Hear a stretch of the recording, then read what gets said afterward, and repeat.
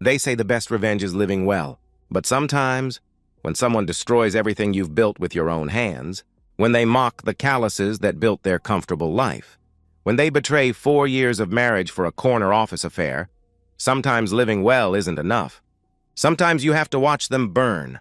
I've always been proud of what I do for a living. My name is Jack Sullivan. I'm 35 years old, and I'm a union pipe fitter in commercial construction. While other men sit behind desks pushing papers, I work with my hands. 10-hour days in the blazing summer heat. Freezing winter mornings when the wind cuts through your jacket like a knife. I come home exhausted, my boots caked with mud, my hands stained with grease and calloused from years of honest work. But I've never been ashamed of it. Because every pipe I install, every joint I weld, every system I build, it keeps buildings running, keeps people comfortable, keeps the world functioning. That's real work. That's something you can point to and say, I built that? The house we live in? I bought it 3 years before I even met Vanessa. Saved every penny from my paychecks. Lived in a studio apartment eating ramen noodles for 2 years just to scrape together that down payment. When I finally got the keys, I walked through those empty rooms and felt something I'd never felt before. Ownership. Pride. This was mine. I built this life with my own 2 hands. Vanessa was different back then. God, she was so different. I met her at a coffee shop downtown 5 years ago. She was a marketing coordinator at some mid-sized firm, sitting alone with her laptop, typing furiously. Beautiful, sure, but it wasn't just that. She had this energy, this ambition that drew me in. When I finally worked up the courage to talk to her, she didn't look at my work boots with disgust. She didn't wrinkle her nose at the grease under my fingernails. She asked what I did, and when I told her, she smiled. That's incredible, she said warmly. You actually build things. Real things.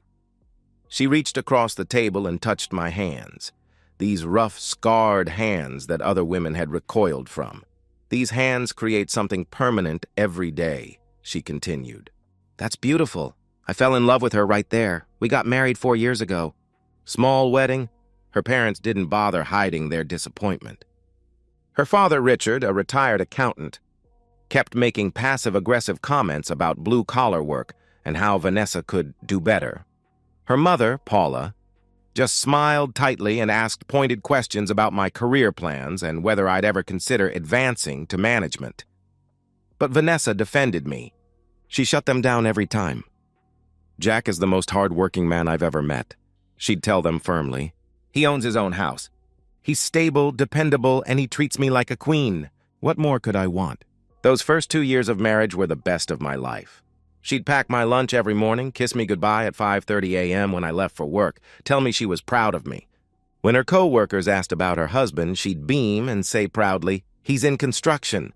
Strong, dependable, and he built our whole life with his own hands. She used to brag about me. But something shifted over the past year. Vanessa got promoted to marketing specialist, started earning more money, started dressing sharper. Designer clothes, expensive shoes, jewelry I didn't recognize. She said it was important for her image at work, that she needed to look the part. That's when the comments started. Little things at first. Jack, you tracked mud through the kitchen again, she'd complain with increasing irritation. Your hands are always so dirty. Can you wash them before you touch anything? She'd snap. The guys from your crew talk so rough, she'd say with distaste. It's embarrassing when they call the house, I brushed it off. She was stressed from the new position, that's all. More responsibility meant more pressure. I could handle a few complaints about dirty boots. But then came the dinner party 6 months ago. She'd invited some colleagues over, marketing people, account managers, a couple executives. I cleaned up as best I could, put on my nicest shirt, tried to make conversation. But I could feel their eyes on me, the subtle condescension when they asked what I did. The polite nods followed by immediate subject changes. When one of them asked about my work, Vanessa jumped in before I could answer. Oh, Jack's just a construction worker, she said with a dismissive little laugh. Nothing too exciting. Just a construction worker. The words hit me like a sledgehammer to the chest. I felt my face burn with humiliation as her colleagues nodded and moved on to discussing their office drama and corporate politics. I sat there in my own house, the house I bought, feeling like an outsider. On the drive to drop off her coworkers, the silence was suffocating. Finally, I couldn't take it anymore. "Just a construction worker?" I asked, keeping my voice level. She sighed like I was being dramatic. "Jack, you don't understand. These people, they have degrees, careers, futures. You can't expect them to be impressed by manual labor." "Manual labor?" I replied, gripping the steering wheel tighter. "I make $70,000 a year. We live in a house I own.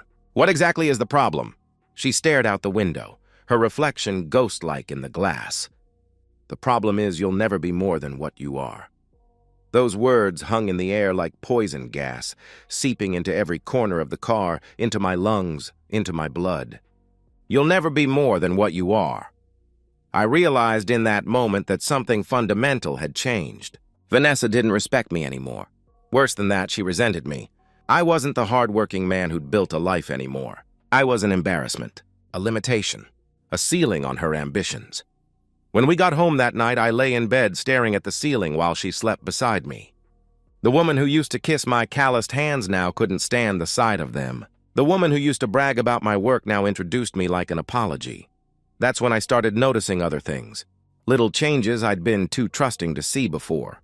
She'd started working late more often, 3, sometimes 4 nights a week. She bought new perfume, something expensive and sultry that she'd never worn before. Her lingerie drawer had items I didn't recognize, pieces she never wore for me. She'd guard her phone like it contained state secrets, turning the screen away when I walked by, taking it with her to the bathroom. After 4 years of marriage, she'd suddenly put a password on it. I told myself I was being paranoid. Marriage had its ups and downs, right? People changed, grew apart, went through phases.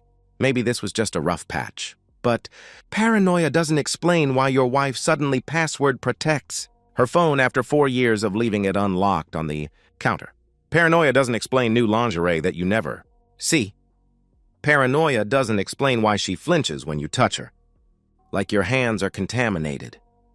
As I lay there in the dark, listening to her breathing, I made a decision.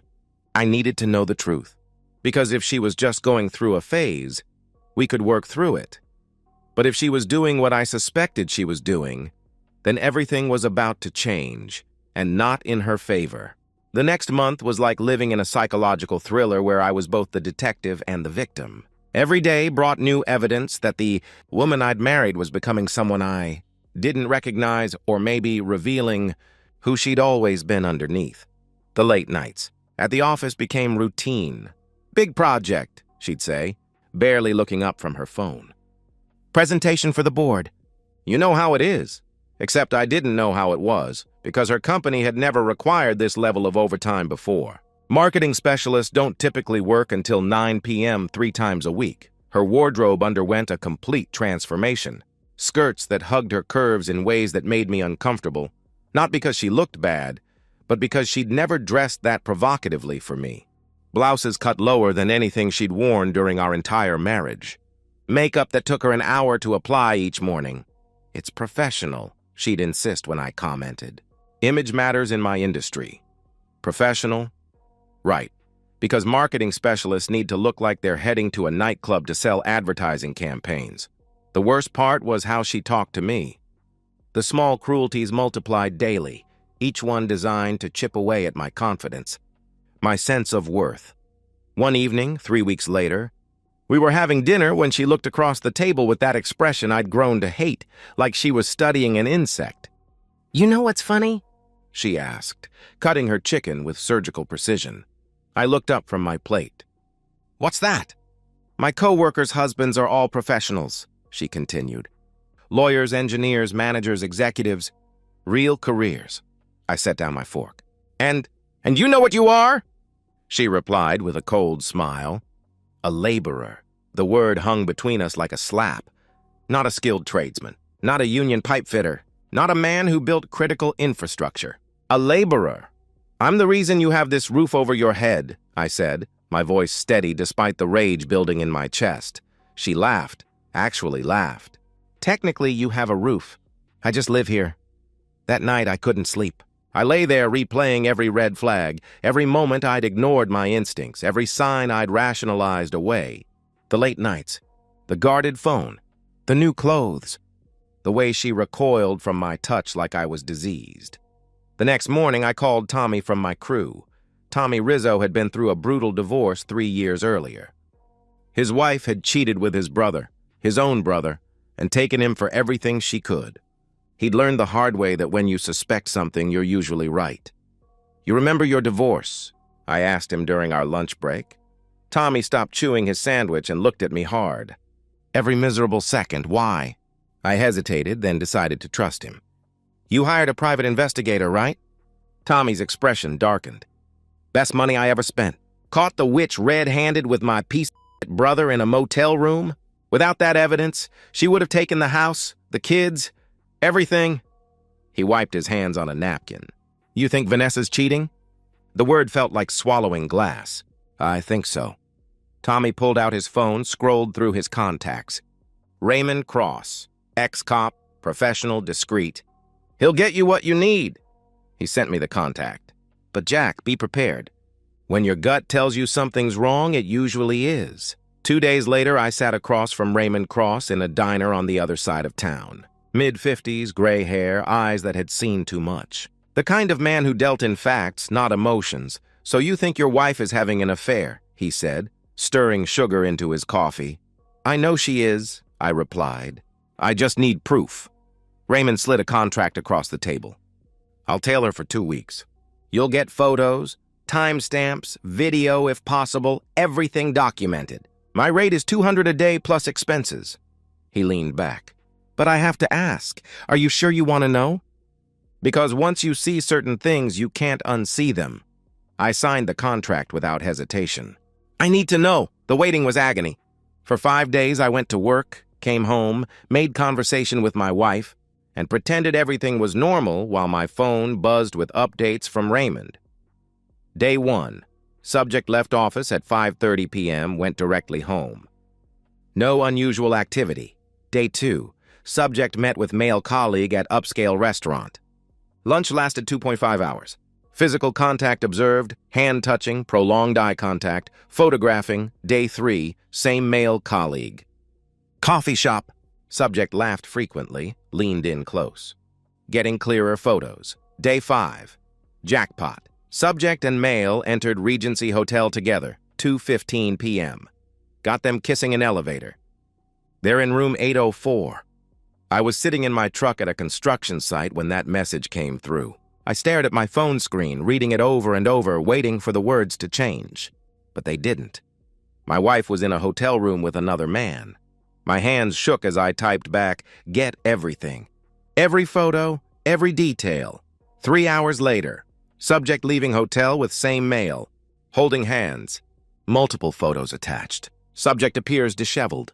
Male adjusted clothing in parking lot. I opened the attachments with trembling fingers. There she was, my wife of 4 years, walking out of a hotel with a man I didn't recognize. Her hair was mussed, her lipstick smeared. She was laughing at something he'd said, her hand in his, looking more relaxed and happy than I'd seen her in months. The man was older, maybe 45, with salt and pepper hair and an expensive suit. Confident, successful looking, everything I apparently wasn't. I zoomed in on one photo where he was adjusting his tie. His work ID was visible, clipped to his jacket pocket. Craig Holloway, Senior Marketing Director. Her boss. My vision blurred. My chest felt like someone had driven a stake through it. I wanted to drive straight to that hotel, find them, drag them both into the parking lot, and Raymond's voice echoed in my head. "Don't tip your hand." Evidence means leverage. Emotion means losing. I closed my phone, gripped the steering wheel, and forced myself to breathe. In and out. In and out. She had no idea I knew. And I wasn't going to tell her. Not yet. Because if she wanted to destroy our marriage, I was going to make damn sure she destroyed herself in the process. The investigation continued for another week. Raymond documented everything. Restaurant dates, hotel visits, intimate moments in parking lots.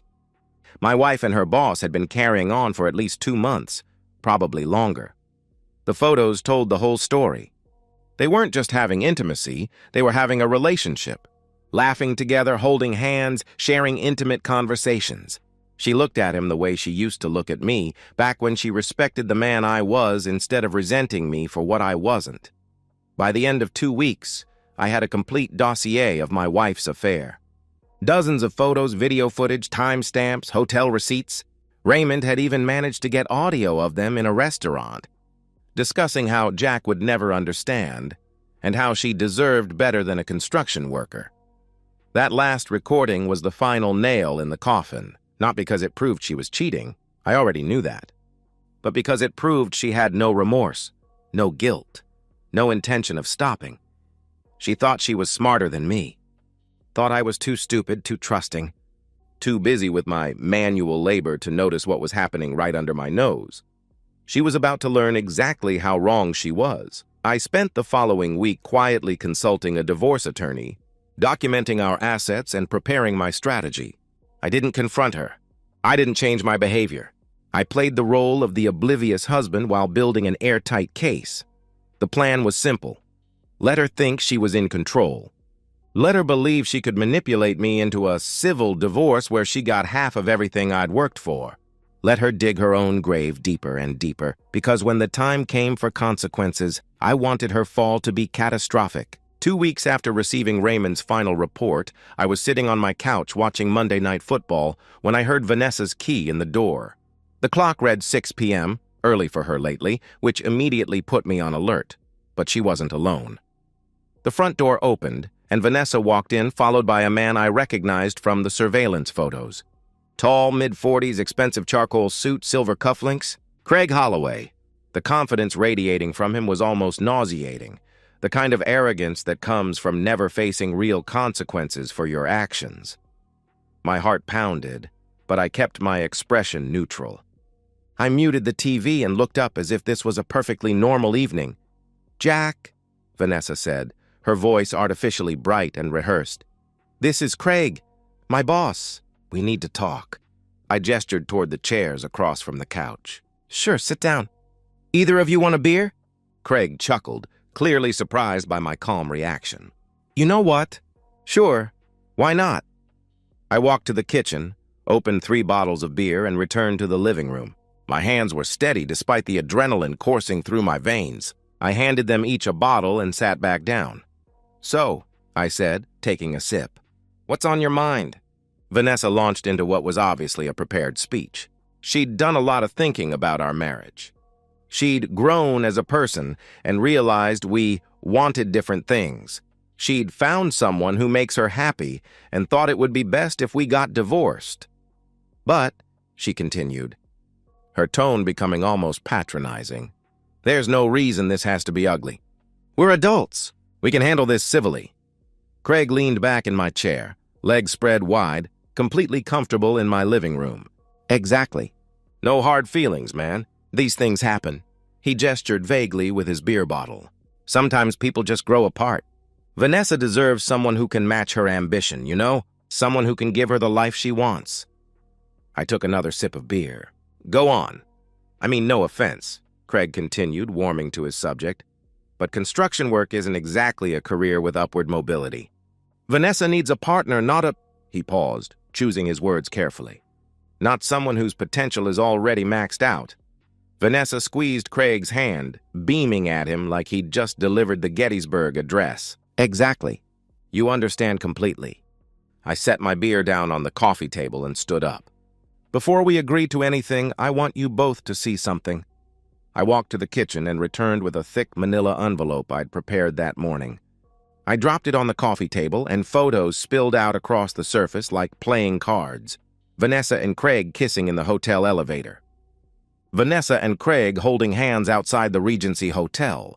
Vanessa and Craig in intimate conversation at Giuseppe's restaurant. Vanessa and Craig entering room 804.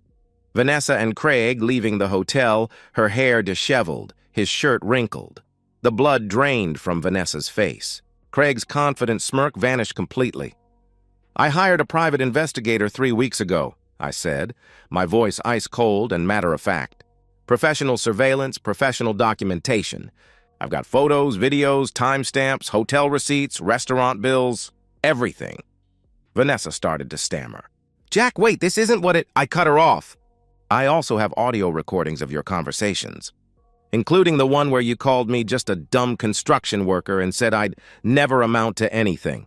Craig tried to stand up, his face flushed. "Now listen here." "Sit down," I said quietly, but something in my tone made him sink back into the chair.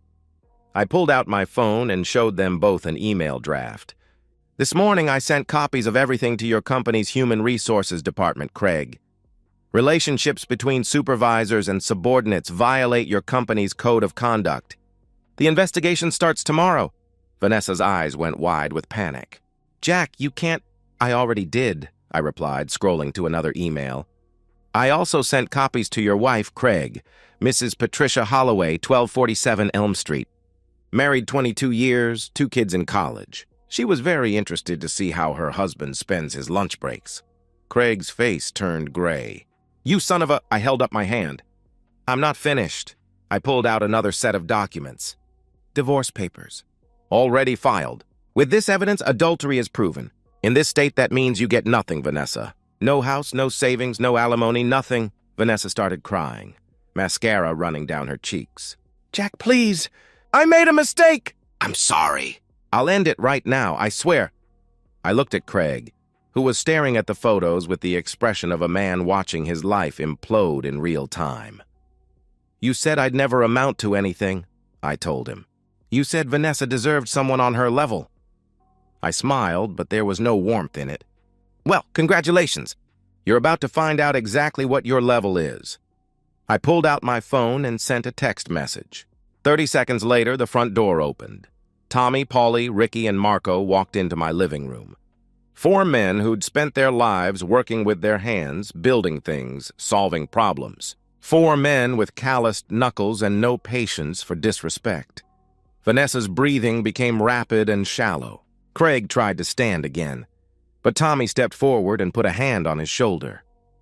"I wouldn't," Tommy said quietly. I looked at Craig, then at Vanessa. "See, here's the thing about us construction workers. We believe in solving problems directly. And right now, you two are a problem." Craig's voice cracked slightly. "Look, we can work this out." "Work it out?" Marco laughed, cracking his knuckles. "You mean like how you worked out screwing this man's wife in his own town?" Ricky stepped closer to Craig. "In hotels he's probably paying for with his credit cards?" Paulie shook his head in disgust. "Making him look like a fool while you disrespected everything he built?" I stood up, walked over to Vanessa, and looked down at her. "You wanted someone on your level? Someone who could give you the life you deserve?" I gestured toward Craig. "There he is. Both of you about to lose your jobs, your reputations, your futures. Sounds like a perfect match." Tommy grabbed Craig by the arm and hauled him to his feet. "Time to go, Romeo." Craig tried to resist, but these weren't corporate executives who solved problems with strongly worded emails. These were men who moved steel beams and laid concrete foundations. They didn't negotiate. They acted. Craig never had a chance. The moment Tommy and Paulie grabbed his arms, all that corporate confidence evaporated like steam. He tried to say something, probably another attempt at negotiation or intimidation, but Ricky's fist drove into his stomach with the precision of a man who'd been in more than his share of fights. Craig doubled over, gasping. The expensive air knocked out of his expensive lungs. "That's for disrespecting Jack in his own house," Ricky said calmly. Marco followed up with a sharp uppercut to Craig's ribs. The crack echoed through the room like a gunshot. Craig's face went white as the pain hit him. "That's for thinking you're better than honest work," Marco added. They dragged him toward the front door, delivering calculated punches along the way. These weren't wild swings thrown in anger. These were deliberate, controlled strikes from men who knew exactly how to inflict maximum pain without causing permanent damage. Gut shots that doubled him over. Kidney punches that made him gasp. A hard shot to the jaw that split his lip and sent blood spattering across his pristine white shirt. "Stop, please, we can work this out." Craig wheezed, but his protest only seemed to motivate them further. Tommy drove his knee into Craig's solar plexus. "Work what out? You screwing another man's wife?" Paulie slammed his fist into Craig's shoulder, spinning him around. "Calling him a laborer like it's something to be ashamed of?" They threw him out the front door like he was a bag of garbage. Craig hit the lawn hard, rolling, trying to protect himself as they followed him outside. "Please, I'm sorry. I'll leave. I'll never see her again." Craig's voice was desperate now, all traces of arrogance gone. Ricky grabbed him by his expensive suit jacket and hauled him upright, just long enough to drive another fist into his ribs. "You're sorry? You're sorry?" Marco kicked him in the stomach, sending him sprawling again. "You're sorry you got caught." They continued the beating on my front lawn, methodical and thorough. Craig's suit was torn, his face bloody, his perfect hair disheveled. He curled into a ball, whimpering, no longer the confident executive who'd walked into my house an hour ago. Inside, Vanessa was screaming, trying to run past me to help him. I caught her arm and held her back. "Let me go! You're going to kill him!" she cried. "No," I said quietly. "They're just teaching him a lesson." She spun around, mascara streaming down her face, eyes wild with panic. "Jack, please! Stop this! I'm sorry! I made a mistake! I'll change. I swear to God I'll change." I looked at her, really looked at her.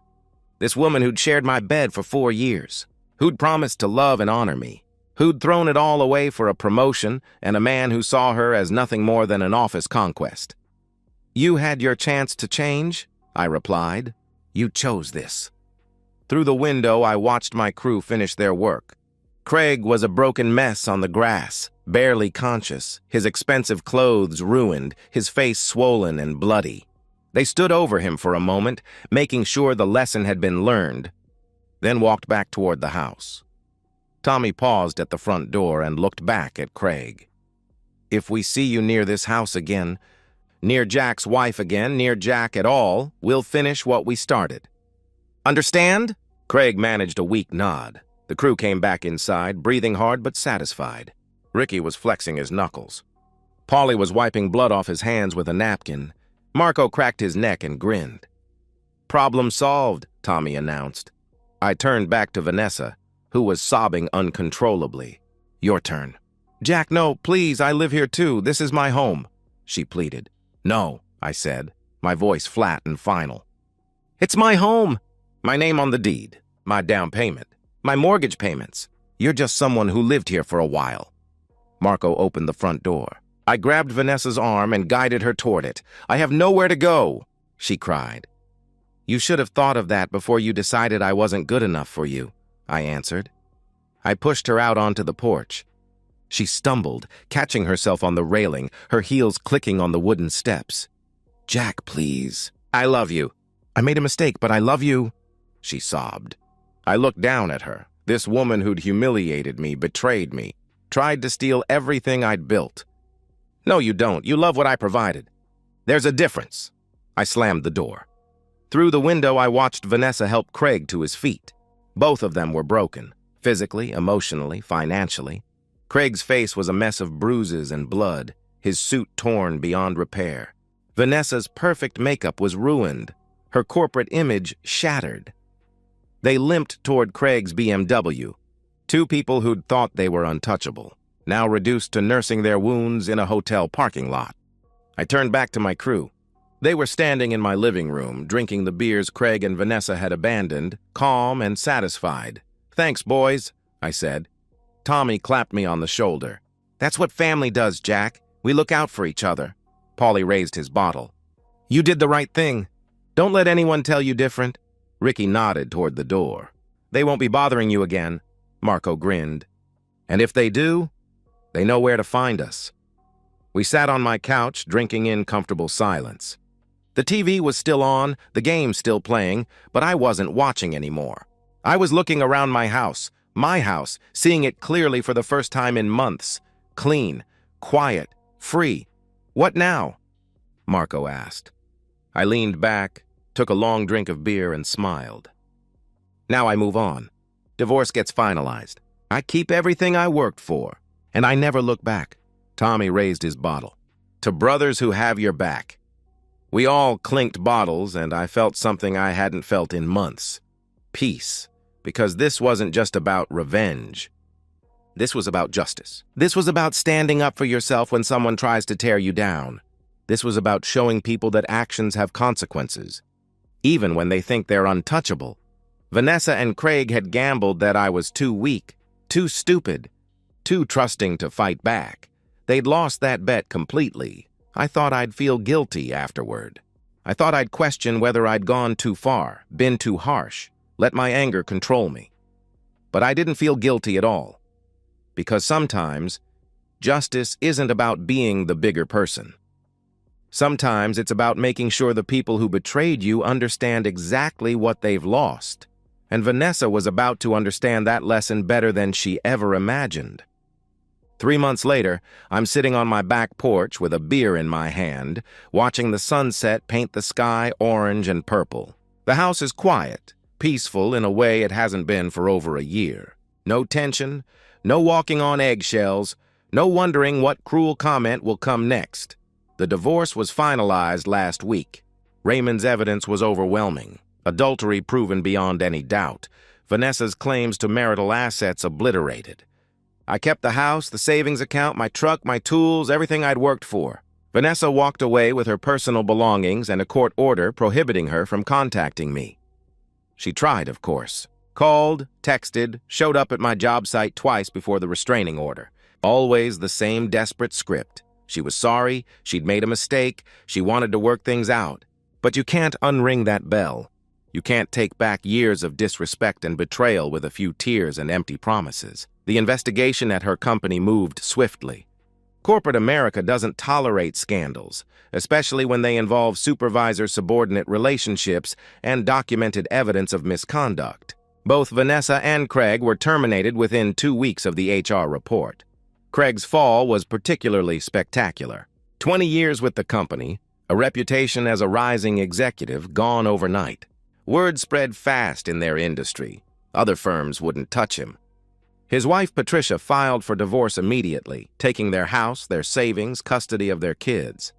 Last I heard, he'd relocated to another state, taken a mid-level position at half his previous salary, starting over at 45 with nothing but debt and a ruined reputation.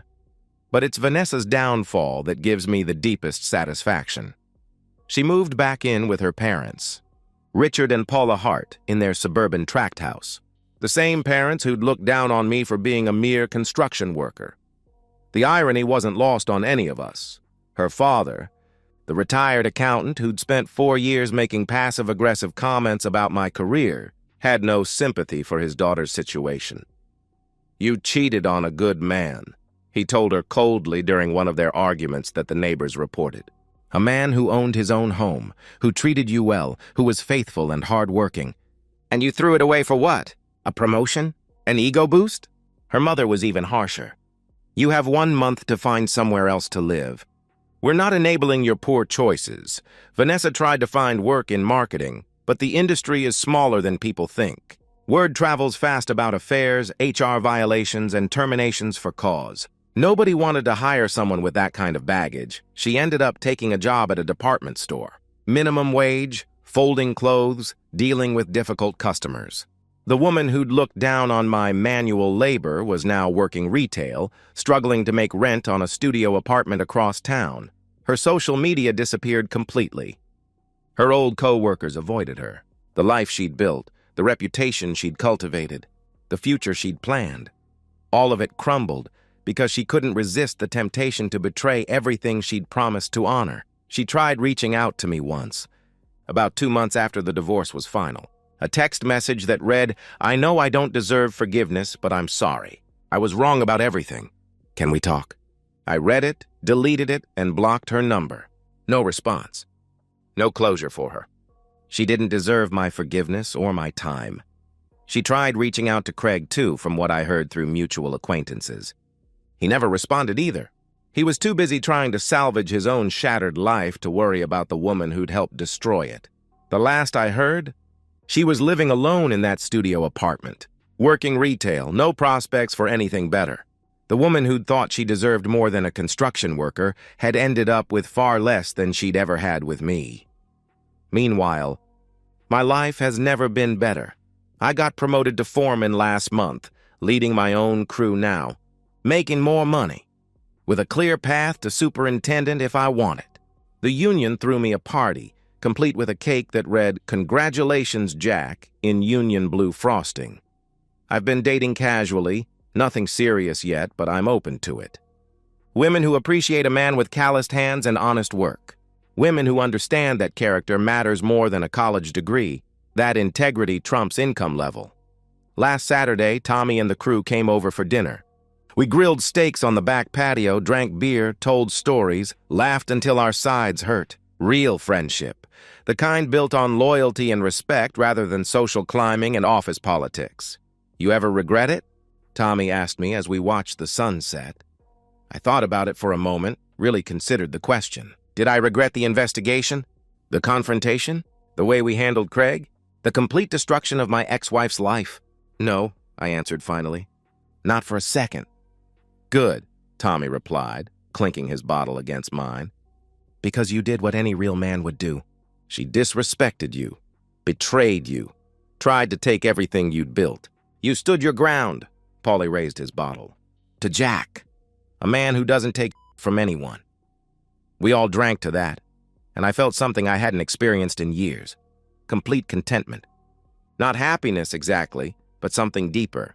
Peace, justice, the satisfaction that comes from standing up for yourself and winning. Because that's what this was really about. It wasn't just revenge, though the revenge was sweet. It was about proving that actions have consequences, that you can't destroy someone's life without facing repercussions.